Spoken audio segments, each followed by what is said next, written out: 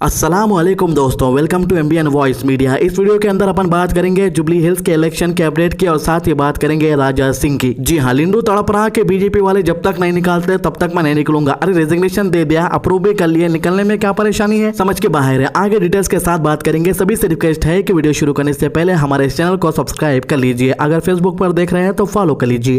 तो हैदराबाद से एक नई सियासी खबर सामने आ रही है। जुबली हिल्स के अंदर कांग्रेस पार्टी की हवा बदल रही है। तेलंगाना कांग्रेस के पॉलिटिकल अफेयर्स कमेटी के मेंबर और जुबली हिल्स के कांग्रेस इंचार्ज मोहम्मद अजहरुद्दीन ने कॉन्फिडेंटली यह दावा किया है कि जुबली हिल्स में होने वाले बाई इलेक्शन में कांग्रेस पार्टी जरूर जीतेगी। इनका कहना था कि जुबली हिल्स में अब पूरी सियासी तस्वीर बदल रही है और लोग कांग्रेस की तरफ अट्रैक्ट हो रहे। अजहरुद्दीन ने यह भी कहा है कि वहां के मेन नेता भी कांग्रेस के कांटेक्ट में है और बहुत जल्द वो पार्टी ज्वाइन करेंगे। यानी कांग्रेस का मॉरल काफी स्ट्रांग है और ग्राउंड लेवल पर भी इनका काम लोगों तक पहुंच रहा। मैं नहीं बोल रहा हूँ, इन्हों बोल रहे। इन्होंने कहा कि इस दौरान एक इंपॉर्टेंट डेवलपमेंट हुआ जब पहले के यूसुफ गांव कॉर्पोरेटर और बीजेपी के नेता संजय गौड़ ने बीजेपी को छोड़ के कांग्रेस पार्टी ज्वाइन कर ली।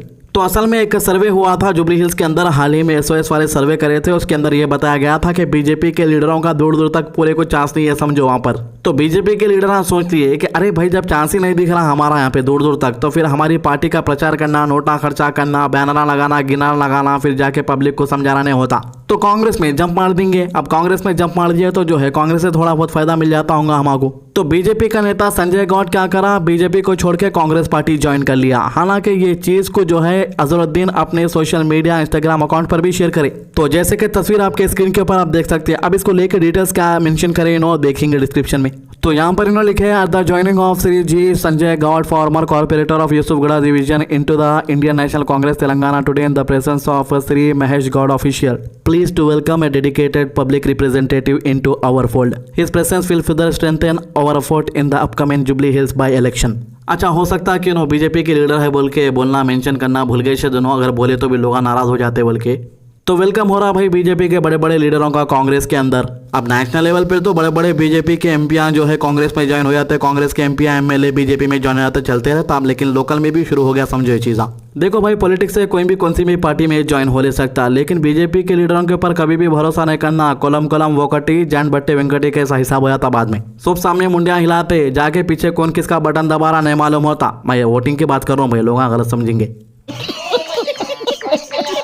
तो टीपीसीसी के प्रेसिडेंट महेश कुमार गौड़ की हाजिरी में संजय गौड़ ने कांग्रेस का दामन थामा। इस प्रोग्राम में एमपी अनिल कुमार यादव, टीपीसीसी के जनरल सेक्रेटरी मोहम्मद अजहरुद्दीन और कई सीनियर लीडर्स भी हिस्सा लिए। अच्छा, ज्वाइन करने के बाद संजय गौड़ क्या बोल रहा, पूरे इलाके के अंदर जुबली हिल्स के अंदर पदयात्रा शुरू करेंगे कहते हैं, जिसके अंदर घर घर को जाके अम्मा जरा मेरे को वोट डालो, अम्मा तुम्हारा राशन मैं दिलाता हूँ। अब लोग बोलेंगे खबरस्तान, अरे वो भी दिला देता हूँ, अरे भाई घर नहीं, अरे वो भी दिला देता हूँ जी, इलेक्शन से पहले हर चीज, अरे ओके, अरे उसमें क्या है भाई, कर देंगे। जीतने के बाद पूरे चपरां घसे जाना पड़ता फिरते फिरते। तो कांग्रेस की तरफ से चलाए जा रहे वेलफेयर स्कीम्स को प्रमोट करेंगे। इसने कॉन्फिडेंटली कहा है कि कांग्रेस इस बार जुबली हिल्स में जबरदस्त मेजोरिटी के साथ जीतेंगी। तो अजहरुद्दीन को कॉन्फिडेंट यह है कि इससे पहले 60,000 वोटा ले लेके आए तो ये बार जीत जाते बोल के। अब इलेक्शन है भाई, कुछ भी हो सकता, लेकिन अभी तक कांग्रेस पार्टी की तरफ से कोई भी वादे नहीं करे, समझो। इससे पहले जो पार्टी को वोटा मिले थे वो वादे के हिसाब से मिले थे, गारंटीज के हिसाब से। अब वो पुराने वादे के गारंटियां पूरे नहीं हुए तो नए गारंटियां तो दूर दूर तक नहीं दे सकते, समझो कांग्रेस वाले। अब बात रही बीआरएस की, तो बीआरएस वाले भी अभी कोई भी फाइनलाइज नहीं करे नाम किसको देना है टिकट बोल के। लेकिन कांग्रेस वाले बीजेपी के लीडरों को कांग्रेस पार्टी में शामिल कर ले रहे, ये जरा समझने नहीं आ रहा भाई। कई के वास्ते बोलते, एक तरफ तेलंगाना के चीफ मिनिस्टर रेवंत ना बोलते कि बीजेपी वाले सही नहीं है, दूसरी तरफ ये पार्टी के अंदर बीजेपी के लीडर आते, एक तरफ सीएम बोलते कि बीजेपी के लीडरों को कदम नहीं रखने देना है तेलंगाना में बोल के। इसका मतलब हो सकता है कि बीजेपी में है तो कदम नहीं रखना भाई, अगर आप कांग्रेस में आ गए तो रख सकते शायद। दूसरी तरफ हैदराबाद के गोशामेर असेंबली सीट को लेकर भी एक बड़ी पॉलिटिकल अपडेट सामने आ गई। बीजेपी का लीडर लिंडू हाल ही में बीजेपी से अपना इस्तीफा दे दिया था, जिसे बीजेपी के national general secretary Arun Singh ने 11 जुलाई को एक्सेप्ट भी कर लिया। लेकिन अब बोल रहा है कि ना बोले तो निकलता नहीं तो नहीं निकलता हूँ। लेकिन इंटरेस्टिंग बात यह है कि बीजेपी ने अभी तक इसको गोशामहल की सीट छोड़ने को नहीं कहा है। इसका मतलब यह है कि ये अभी टेक्निकली गोशामहल का एमएलए बन के रहेगा। क्या उल्लू बना रहे भाई ये लोग पब्लिक को। इससे पहले भी 1 साल तक ऐसे तमाशे चले थे दोनों के, मालूम होगा आप लोगों को, जब इन्हें हुजूर सल्लल्लाहु अलैहि वसल्लम की शान में गुस्ताखी करा था।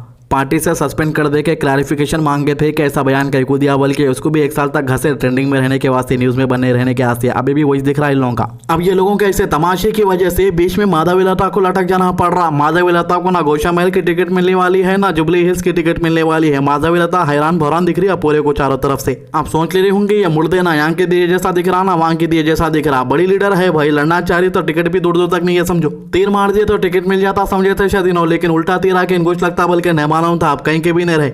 अभी उम्र भी घटते जा रही, अब 4 साल का इंतजार करना पड़ता एमपी का इलेक्शन लड़ना है बोले तो। वैसे भी एमपी की सीट तो जीतेंगे भी ना अगर 10 साल तक भी लड़े तो। अब ये राजा सिंह के केस को लेकर बीजेपी के लीडर क्या बोल रहे सोचे होंगे आप लोग। तो बीजेपी के सीनियर लीडर बोल रहे हैं कि जब तक स्पीकर का कोई एक्शन लेने के लिए नहीं कहा जाता तब तक राजा सिंह को एक बीजेपी एमएलए ही माना जाएगा। तो उन लोग ये बोल रहे हैं कि हम लोग राजा सिंह इतने साल खिदमत करा पार्टी की, अगर उसको निकल जाओ बोल के बोलेंगे तो चुरका लग जाएगा, एक नई कंट्रोवर्सी शुरू कर देंगे, इसलिए उसको सीट छोड़ो बोल के नहीं बोलते, उसकी मर्जी से हटना होने। तो यहाँ पर मिर्ची सबसे ज्यादा माधवीलता को लग रही है। माधवीलता राजा सिंह के खिलाफ बयान दे रही। TV9 के ऊपर जो उन्हें इंटरव्यू दी थी उसके अंदर उन्हें साफ सीधा बोल दी कि राजा सिंह जो है पार्टी को लेकर यानी बीजेपी की पार्टी को लेकर लॉयल नहीं है, इसलिए इन्हें चैलेंज भी कर दी। तो बीजेपी का जो नया तेलंगाना का प्रेसिडेंट है रामचंद्र राव बोल के, उन्हें भी बोला कि राजा सिंह के खिलाफ अभी कोई एक्शन नहीं लेगा, वो जो भी फैसला होगा वो पार्टी का हाईकमांड ही लेगा। यहाँ पर मेन मसला राजा सिंह जो है बीजेपी की पार्टी छोड़ने की वजह कौन है, रामचंद्र राव है। उन्हें बोल रहा था कि रामचंद्र राव को प्रेसिडेंट नहीं बनाना तेलंगाना का बोल के, लेकिन बीजेपी वाले बना दिए। तो लिंडू पहले बोल दिया था कि बीजेपी पार्टी के फैसलों से सहमत नहीं है उन्हें, खास करके एरिया में कैडर के अपॉइंटमेंट को लेकर। इसका कहना था कि कोई भी इंडिविजुअल पार्टी से बड़ा नहीं होता और पार्टी के डिसीजन को चैलेंज करना सेंट्रल लीडरशिप को चैलेंज करने के बराबर है।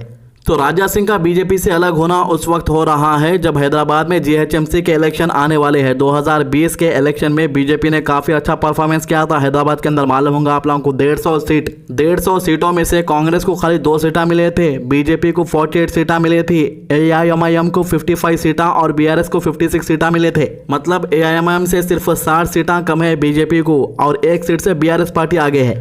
तो राजा सिंह को अभी पार्टी से नहीं निकालने का रीजन ये भी हो सकता है कि इसकी वजह से अगर इन्हें बना रहा तो इसकी वजह से थोड़ा बहुत फायदा हो सकता है जीएचएमसी के इलेक्शन में बोल के नहीं निकाल रहे इसको, समझे प्लानिंग पूरी। तो बीजेपी वाले भी ये सोच रहे हैं कि राजा सिंह का प्रेजेंस जो रहेगा पार्टी के असली स्ट्रॉन्ग सपोर्ट बन सकता, 50 के ऊपर के जीएचएमसी के सीटें जीत सकते, लेकिन अब इसका जाना बीजेपी के लिए बड़ी पॉलिटिकल चैलेंज बन सकता है, इसलिए नहीं निकाल रहे। लेकिन यहाँ पर बीजेपी वाले जो जीएचएमसी इलेक्शन के अंदर गए सो ताकत बताए भाई, ये सबको हैरान कर देने वाला है कि सिटी के अंदर बीजेपी वाले इतने ज्यादा कैसा सीटें जीत गए वो जीएचएमसी के। तो ये कहना गलत नहीं होगा कि बीजेपी की जो पार्टी है, जो एक टाइम पे तेलंगाना में खाली 1 एमएलए था, आज इनके कई ज्यादा एमएलए बढ़ गए, एमपीआर बढ़ गए और यहाँ तक के कॉर्पोरेटर्स तक बढ़ गए। तो आने वाले वक्त में तो ये लोग ये तक दावा कर दे रहे हैं कि इनकी सरकार बनने वाली है तेलंगाना में। और जो मौजूदा हालात इस वक्त चल रहे हैं कि कांग्रेस पार्टी बीआरएस के खिलाफ है, बीआरएस वाले कांग्रेस के खिलाफ है, ये दोनों पार्टियां जो लड़ रहे आपस के अंदर, आपस में तो नहीं अलग अलग ही है, मगर इसका फायदा इनडायरेक्टली बीजेपी को हो जाता आने वाले इलेक्शनों में। तो खैर हैदराबाद के पॉलिटिकल माहौल में अब नए नए ट्विस्ट और डेवलपमेंट देखने को मिल रहे हैं और आने वाले दिनों में और भी पॉलिटिकल हलचल होने की उम्मीद है। पॉलिटिक्स के अलावा दूसरे ट्रेंडिंग न्यूज़ के अपडेट आप तक हम पहुंचाते रहेंगे। आपसे रिक्वेस्ट है कि हमारे चैनल को सब्सक्राइब कीजिए, वीडियोस को ज़्यादा से ज़्यादा शेयर कीजिए। अल्लाह हाफिज़।